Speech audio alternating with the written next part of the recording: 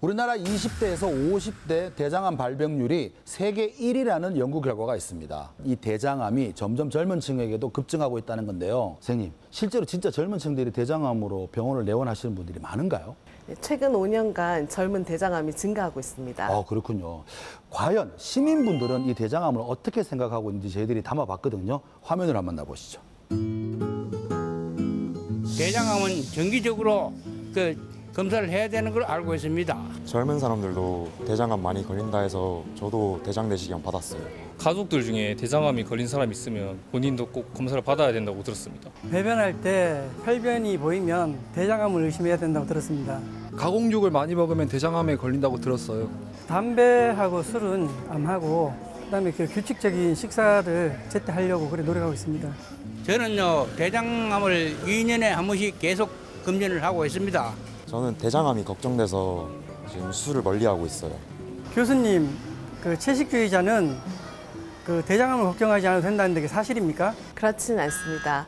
대장암에는 여러 원인이 복합적으로 작용해서 발생한다고 되어 있습니다. 그렇기 때문에 물론 육식주의자보다는 그 위험성이 낮을 수는 있겠지만 가족력이 있다면은 적절한 나이에 검진이 필요할 수 있습니다. 그렇군요. 이번에는요, 대장암에 관한 오해와 진실 그리고 궁금증까지 한 번에 알아보도록 하겠습니다. 선생님, 제 주위에 과민성 대장 증후군을 앓고 있는 사람들이 굉장히 많습니다. 근데 제가 알아보니까 전 국민의 한 10% 정도는 앓고 있다 그러더라고요. 근데 어르신들이 그런 이야기를 해요. 과민성 대장 증후군을 오랫동안 앓게 되면 대장암에 걸릴 확률이 높다 이러던데 사실인가요?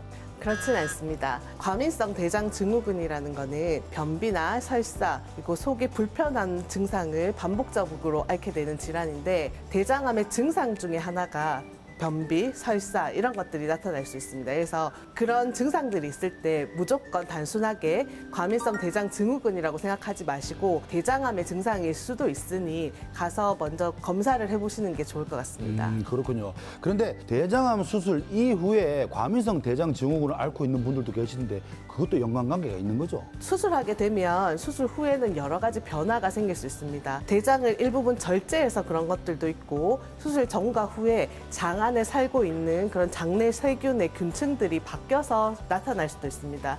그때는 담당 전문의와 상의하셔서 얼마든지 약의 도움을 받으실 수 있으니 그때는 전문의와 상의하시는 것을 추천드리고 싶습니다. 그렇군요. 이번에 궁금한 점은요, 뱃살에 관한 이야기입니다. 제가 뱃살이 좀 많거든요. 그래서 복부 비만이다 이런 이야기를 굉장히 많이 들었는데 복부 비만의 기간이 조금 오래 걸리면 대장암에 걸릴 수도 있다 이러던데 이건 말이 안 되죠? 연관성이 있습니다. 그래요? 비만이 있는 환자들은 일반적으로 몸에 염증 작용이 높아져 있을 수 있습니다. 그래서 대장암과 연관성이 있다고 현재 알려져 있습니다. 제 주위에 아기를 키우는 어머니나 혹은 부모님을 모시고 있는 이렇게 자제분들이 보니까 비상약으로 가지고 있는 약이 있습니다. 왜냐하면 그들이 발열이 되거나 뭐 통증이 있을 때 꼭 먹는 소염 진통제가 있더라고요. 그중에서도 아스피린 같은 거 있는데 근데 이런 이야기 있어요. 아스피린을 정기적으로 좀 먹어주면 대장암에 안 걸린다는 말이 있더라고요. 진짜인가요? 그렇지는 않습니다. 그렇죠. 고위험군에서 아스피린을 먹었을 때 대장암 발병률을 좀 낮출 수 있다라고 발표된 논문들도 많긴 한데 최근 우리나라에서 연구한 결과를 따지면은 일반 모든 국민들이 대장암 위험성이 없는 사람들이 아스피린을 먹었을 때는 대장암의 발병을 낮추기보다는 다른 합병증을 일으킨다는 연구 결과가 보고된 적이 있습니다. 그래서 전문의와 상의 없이 개인적으로 아스피린을 복용한다고 해서 대장암의 위험성을 낮출 수 있다고는 말하기 어려울 것 같습니다. 의사 선생님들과 상의 없이 개인의 잘못된 상식으로 약을 복용한다는 건 위험하겠습니다. 네, 그런 맥락에서 그럴 수 있습니다.